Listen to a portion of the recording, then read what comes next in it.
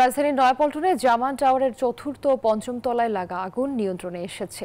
Fire সার্ভিসের 14টি ইউনিটের 2 ঘন্টার চেষ্টায় আগুন নিয়ন্ত্রণে আনা সম্ভব হয়। বুধবার সকাল 5টা 35 দিকে ভবনটিতে আগুন লাগার খবর পায় fire service. Duty officer Rakibul Islam বলেন, খবর পেয়ে ভোর 5টা 40 ঘটনাস্থলে পৌঁছে কাজ শুরু করেন তারা। ধাপে ধাপে ঘটনাস্থলে পৌঁছায় 14টি ইউনিট।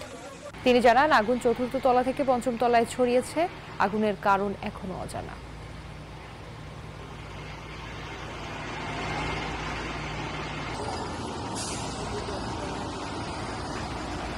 দর্শক, নয়াপল্টনে আছেন আমাদের সহকর্মী তাওহিদুল ইসলাম। আরো জানবো তার কাছ থেকে। তাওহিদ, আগুন তো নিয়ন্ত্রণে এসেছে, ক্ষয়ক্ষতির পরিমাণ কতটা দেখছেন? আগুন লাগার কারণ কি?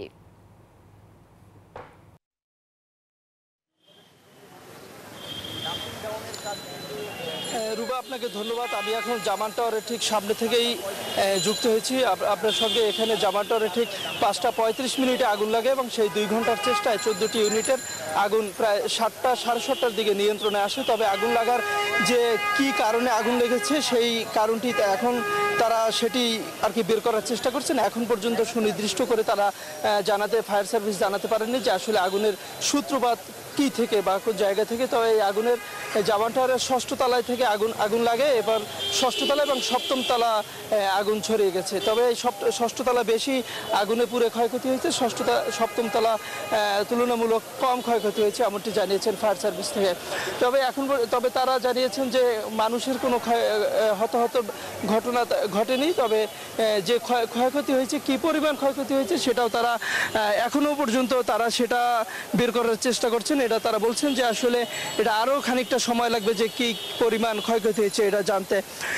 এরপরে তারা জানিয়েছেন যে কোন জায়গা থেকে আগুনের সূত্রপাত হয়েছে ঠিক সেটাও জানাতে পারেননি। সেটা জানাতেও তাদের আরও সময় লাগবে। এখানে একটু জানিয়ে রাখি, সেই আগুন 5:30 থেকে যখন আগুন লাগে তারা খবর পাওয়ার সঙ্গে সঙ্গে কিন্তু তারা এখানে এসে কয়েকটি ইউনিট কাজ শুরু করে। এরপর ধাপে ধাপে তারা ইউনিট বৃদ্ধি করে।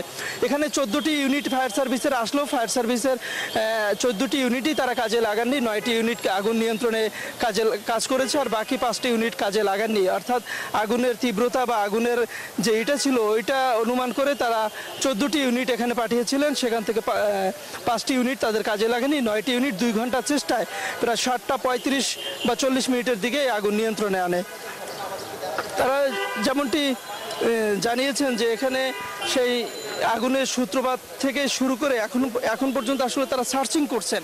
আসলে প্রত্যেকটা এখনও আমরা দেখতে পাচ্ছি যে ফায়ার সার্ভিসের গাড়িগুলো এখনও আছে, তারা দেখার চেষ্টা করছে বা সার্চিং করছে যে পরবর্তীতে যে আসলে আগুনটা কোন জায়গা থেকে লেগেছে এটা তারা জানার চেষ্টা করছেন। এই ছিল আমার কাছে পল্টন জামান টাওয়ার থেকে সর্বশেষ তথ্য।